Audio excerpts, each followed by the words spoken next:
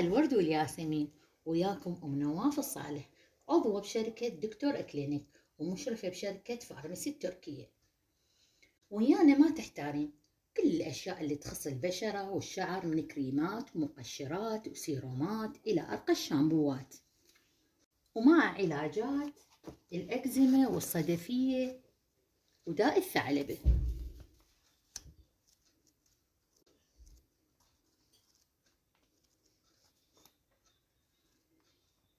وبالإضافة إلى المنظفات.